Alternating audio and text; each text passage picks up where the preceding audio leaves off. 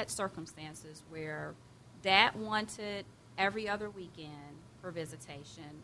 Mom then picked up a second job on the every other weekend, and then dad stopped coming. And so what happened then is that dad had to pay for daycare. So essentially that was an increase in his child support, but only because it affected mom's ability to pick up that extra job on the weekend. Okay, Pat, you going to say something? I was going to echo what she said, and I was going to give a funny story. I won't tell the name of the person, but several years ago I was in court, and just this scenario happened. Mom was like, Judge, he won't come and get the child, and he does this last-minute cancellations, and I cannot have a life. I cannot have a life. And so Dad had a lawyer, and so Dad's lawyer said, Judge, there is no legal mechanism where you can force my guy to take the child on any particular weekend. And I'll never forget what the judge said. The judge says, Counsel, you better get in that room and figure out a way to give Mom a break. Mom needs a break. Judge, there is no law. He says, Counsel, don't make me find a law. You get out there. I'll find something, Counsel. Or make one, create one, and yeah. He said, you know what he told him? He said, Sir, Dad was there. And the dad said, look, I have a job where last minute they call me for overtime or what, and I have to go. And the judge says, you know what, I respect that. But do you have no friends or family that are back up that you can say, you know what, every weekend, this is my weekend, and if I get called for work, grandma, auntie, somebody on my family. The judge says, you got to have friends and family, sir. So you take it upon yourself to have them be your backup on those weekends because Mom needs a break. And I tell you what, in the end, they walked out and they settled it. Yeah. But it was totally illegal, Right. Illegal in the sense that, he totally exceeded his authority. Yeah. But he just did common sense. Common sense thing. And here's the thing that people don't understand is that, if a person has a job, you would think to say, hey, I got to do some overtime, and the job is calling me in, and somebody says, well, why don't you just don't do the overtime?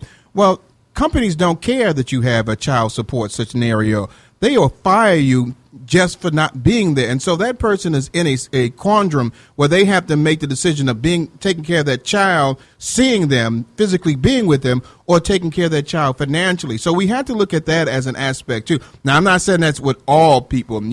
Child support, if you can work something out with your job and say, hey, I can't do the last minute things anymore because on these weeks I've got to watch the child, and hope that the company will abide by that. But in some cases, they don't have to abide by it, and they just won't. And so you've got to account for that, and hopefully that the people can work out a common sense scenario where other people are helping out. Hey, baby, you've got another question for our guests over here?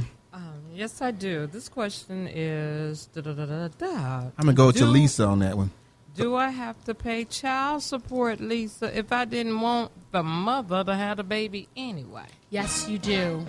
Oh. Why are you looking at me? That ain't coming questioned right from me. She looking at me like she looked at me like yes, you do, Reverend McCain. You do. Just in case you have something to say. Okay, but go ahead. You do. Yeah. It's a yes or no. Yeah. question. So it's basically yes, you do have to pay, but I don't have no recall. Okay, how about this, Rick? I went to Maury.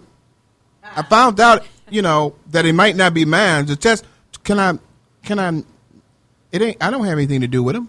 Well, at the inception of the case, you can ask for a paternity test. Mm-hmm. But if it comes back that it's your child, you are obligated to pay child support for so long as the custodial parent is seeking it. Yeah, the crazy thing, and I'm going to let you talk a second, baby, but I saw something out there, and I'm not going to say where it is because it was crazy to me. There was a place out there that was teaching people if you don't want to pay your child support. They got on there's everything out there on the website. You know that. They get everything out there. And one of the things the guy said was so hilarious to me. Well, if you just decide you want to refuse to pay, they'll garnish your wages. They can put you in jail. They can take your income. They can take your driving license away. But if you're okay with those risks, here's some things you can do. I'm like, what? Wait, whoa.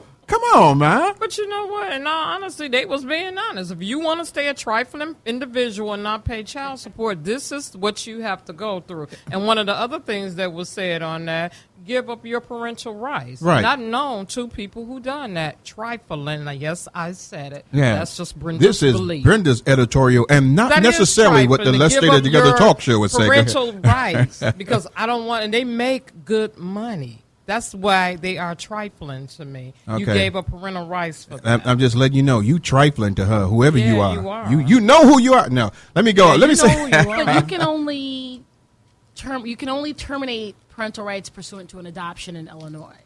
So, if they terminated their parental This rights, was this it person, was- 2 children that he spermed and made. Not your kids, Ada. I just want to know. I haven't birthed nothing. But here's something that one of the questions I don't know if we have on there. When is child support taken out of a check? Is that weekly, bi-weekly? How does that work? Well, it depends. It can depend on the pay cycle of the non-custodial parent's pay. Mm-hmm. So if that parent gets paid monthly, it will come out monthly. If they get paid bi-weekly. I have some court orders where they have to pay weekly even though they get paid monthly. So it depends. Yeah, I bring that up because the funny story that I have, Pat, you ain't got the only one that's got funny stories around here, just to let you know, is that a person was paying child support every 2 weeks. And you should know, now sometimes in months, there's a third week that falls in there. And at that time, I don't know if it changed or not, child support doesn't come out of that third week. It didn't come out. That person was calling that company, cursing the company out because she didn't get that child support on that third week. And she was so mad at the company. The company didn't even want to answer the telephones anymore because that person was doing that. Now, I don't know if that still happens now, but that was something that happened back, way back, way long ago. But does that still happen now that is it a week where a person can say, woohoo, no child support? Typically what happens now, the orders are printed in such a way that they calculate to take that into consideration. Okay. So if you get paid once a month, it'll tell your employer, once a month, take this out. If it's every 2 weeks, if it's once a week, so that there are multiple, the form has multiple calculations for how people get paid, so that whatever the amount is, it'll come out every pay period. But if the person gets paid every 2 weeks, and that 2 weeks, there's an actual week that falls in there, because I think it like makes September or something like that, it may happen. Does it now, because this is a true story, Renee look at me like I'm lying over there. This is a true story that the person actually did, this actually happened. Does that, if that third week falls, that third pay period falls in that month, do they still have to pay that now? Yes. Okay. Because how they do it is they calculate your child support over whatever your pay periods are. Okay. So, so for y'all out there, there's no one whoopies. It's over with. Hey, baby, you got something for us. We're going to do something that my baby is going to do. Go ahead with your sexy self, girl. I can say that. I'm married to her. So y'all ain't married. Don't be saying nothing, but go ahead. Okay, everyone has this letter that was written to LST relationship letter. It says, Dear LST, I'm a mother of 2. My daughters are 10 and 13, and their father refused to want to pay child support. My ex is gainfully employed, but yet he does not want to assist in his responsibilities. He insists that since I recently wedded, that he shouldn't have to pay any more child support for his children. Please give me some advice regarding this matter. Can he legally stop paying? Sincerely, Speechless. All right, we're going to go around the horn, and I'm going to start off with Lisa. Hey, you didn't know I was coming that way. Since you're going to look at me like, yes, you got to pay child support. The remarriage of the custodial parent is not a basis for terminating child support. So if that is the basis of that person telling her that that's why they stopped paying, or an emotion, it's not going to go very far. Okay. Well, what Lisa just said, of course, is true.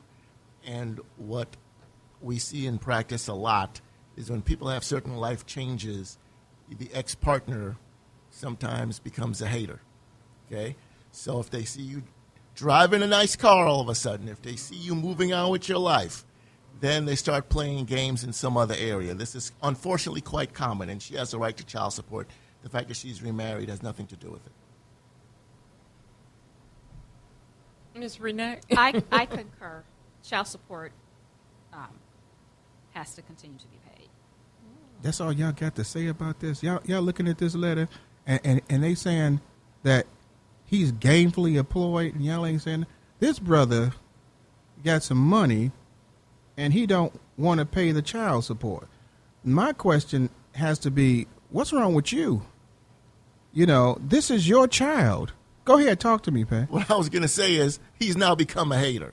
Right. Okay, so I inferred that he was paying it before. Mm-hmm. So now that she's moved on, he's like, basically, you know what? That's dude's problem now, as though somehow those are his children. No, it's still your children. Yeah, it's right. It's still your children. You know, take care of your children. And so right? now he's upset. And he's upset about something like you still got responsibility. If you laid there, then you take care of what you laid with. You take care of the responsibility.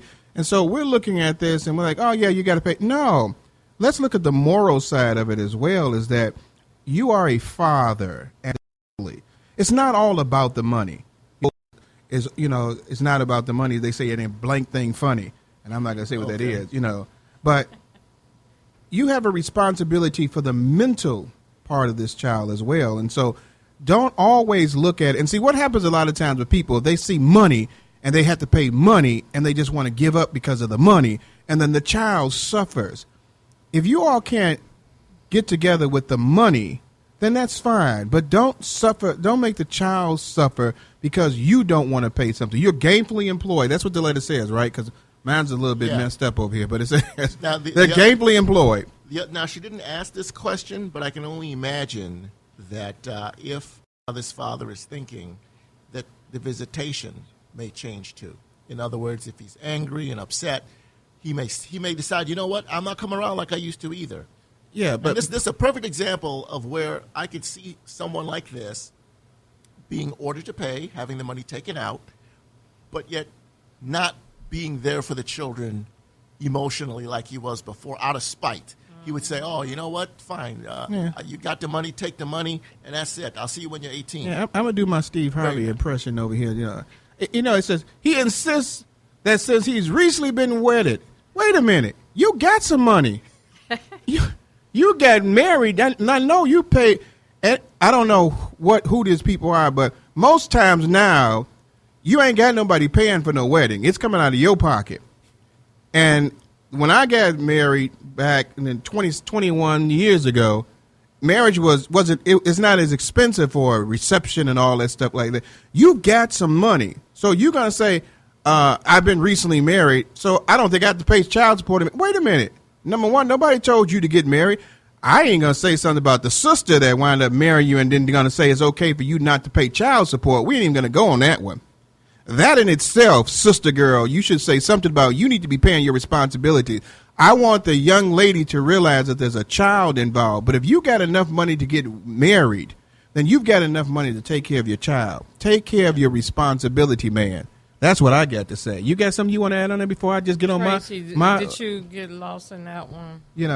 Before I get on my soapbox, I have. I know you got something to say. Actually, I Lord, this must be the bleeps or something, right? Because you don't want to say what you. Yeah, well, thank you. Because you always say I need a 7-second bleep delay because I don't play with that. Well, I do have something to say since you're pushing it out. Oh yeah, I pushed it. Push for young women, all women.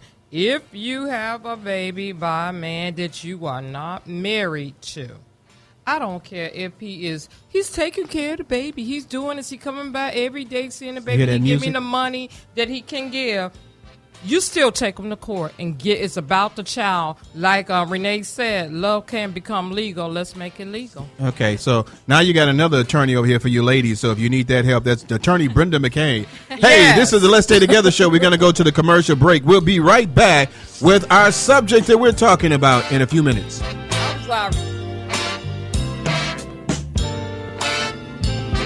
Good evening. The Let's Stay Together show presents Point of View by Donna Terrell. I have been really dealing with stress these days. Ever since we started the whole house buying thing, I have been in a whole different realm. When you've been a card-carrying Christian as long as I have, you know what the root cause of it is: fear. What do I fear? Not having enough money. I don't want to get into a house and not be able to sustain